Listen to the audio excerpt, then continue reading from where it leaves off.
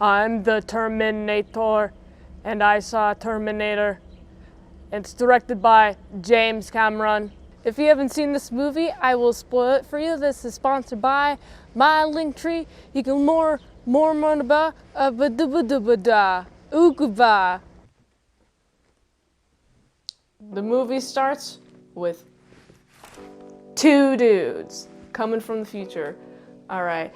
I really like the fashion in which they come into the future. First of all, electricity, that must hurt. And you're going naked.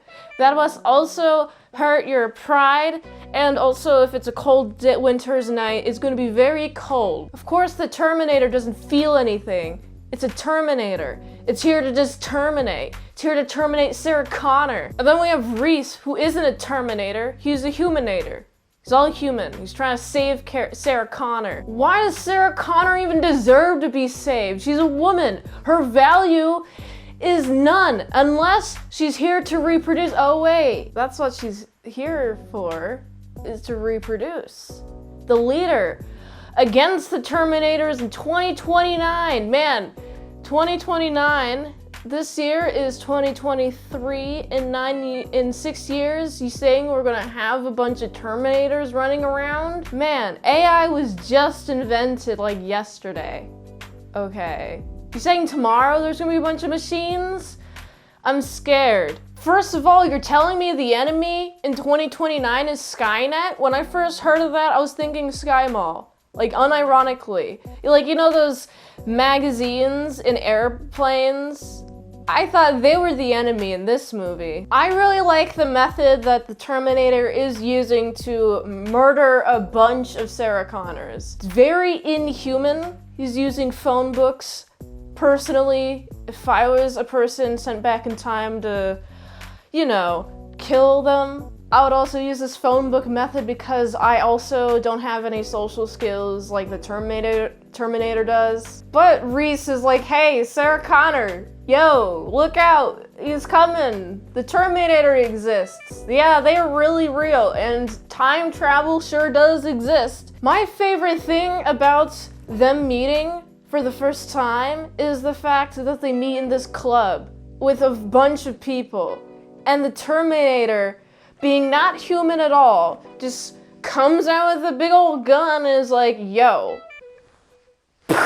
Tries to shoot her, and it doesn't do well. Now there's a bunch of a commotion in this place. All the people are running and screaming, and it's hard to, like, save a person in this environment. Man, what happened to people being told, hey, you gotta, you know, chill, stop running.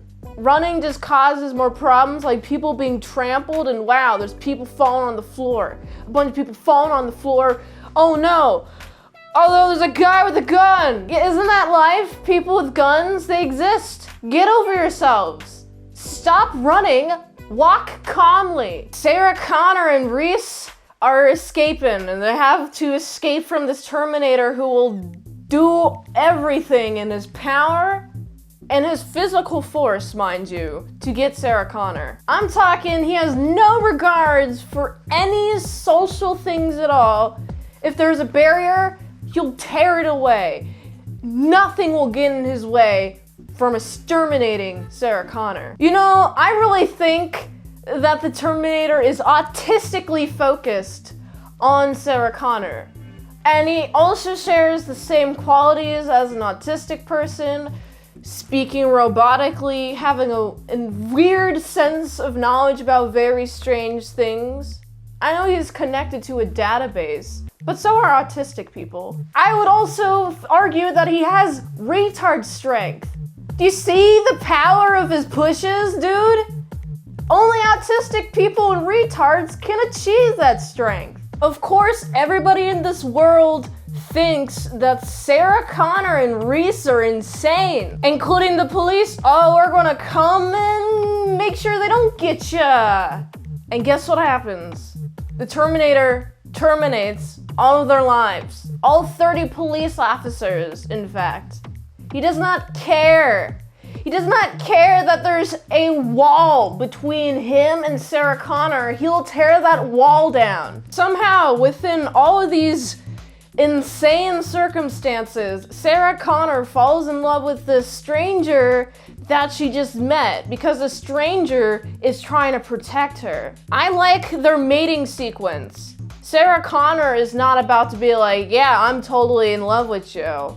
But she also has put some sort of pretense up, which is very fascinating character study. Reese won't take any of this weird pretense for an answer though. Like, he's just gonna have a little sex with her. It's okay. Just one little hump, and that's all you need to conceive a baby. I think this is the exact point in which the leader of the resistance gang against the Terminators are conceived. This conception fits a really weird loop, this time loop, that we have the son of the resistance team that this Reese fellow is very inspired by and wants to help protect the mother of this resistance team and ends up becoming the father of this guy who led the resistance team. Why do women have to ruin everything? Reese told her not to pick up any calls whatsoever, and you know she does?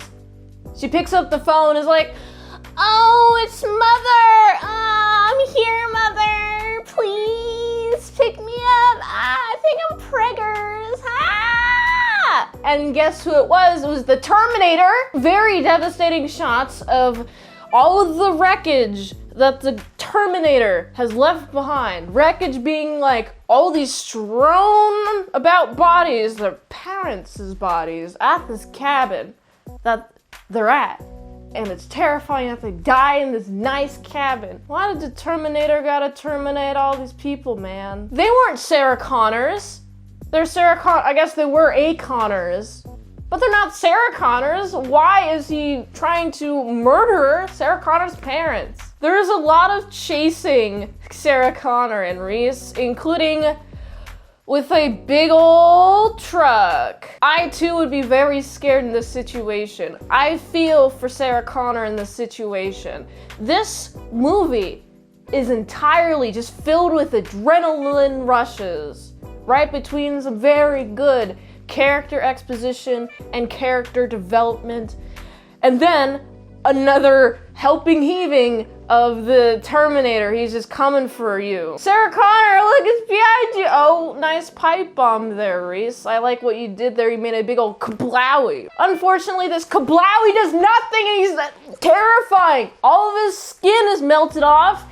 With the melted skin, he's just doing a little, I'm gonna walk through fire. It's okay, I'm impenetrable. This scary demon thing is walking around trying to get Sarah Connor through this factory, and it only takes a little hydraulic press to get him. Man, seeing them crawl through the hydraulic press gave me a lot of anxiety. It made me feel claustrophobic. I felt like that I was going to get crushed, but luckily Sarah Connor did the crushing. There was a photograph that John had of the mother, right? And now we see the process in which the photograph has been taken, and I really like this detail. Now she has this photograph to give to John, and she's also in a nice little Jeep driving off. Hasta luego, bye-bye, Sarah Connor. You're the future now, Sarah Connor. I felt very satisfied watching this movie. I'm going to watch all of the Terminator movies once a month because they're all pretty insane from what I hear. And this movie was insane. And this was only the first one. Which movie is your favorite? Which Terminator is your favorite Terminator movie? Do leave a comment below. I'd like to hear which one in general is the more loved one. I felt there were a lot of great character moment developing in here. The power scaling for who Reese is and the Terminator. Very terrifying to have the Terminator be on my back. But the Terminator isn't necessarily as clever as Reese is. Reese is very clever in his methods of evading the Terminator. And the Terminator, although he is a brute force, he isn't like necessarily intelligent. I mean, he is a machine, but humans are machines. But they're more. There's like more humanity to it that a Terminator will never be able to predict. Like, for example, when Reese found Sarah Connor a lot quicker because of John giving him details about where the mother was during that time. For a movie that came out in 1984, this seems to be incredibly ahead of its time. Also, James Cameron. Oh my goodness, James Cameron. This is one of his earlier films. Man, James Cameron, you did such a good job with this movie. This movie inspired me a lot. It inspired me to not let the machines control me. Don't let them control you either. Because this movie makes me think a lot, the directing and the cinematography I felt was excellent. I liked the editing a lot too.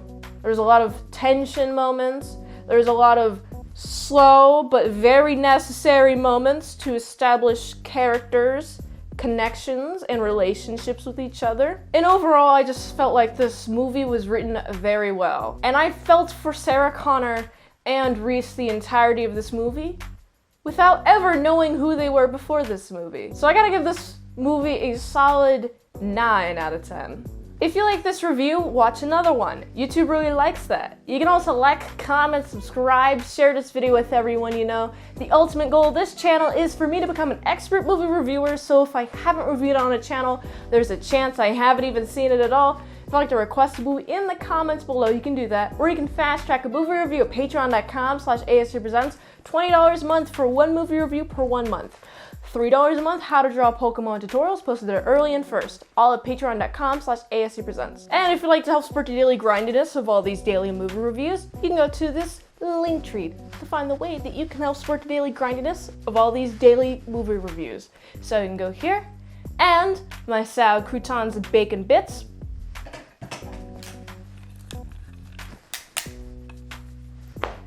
I'll be back.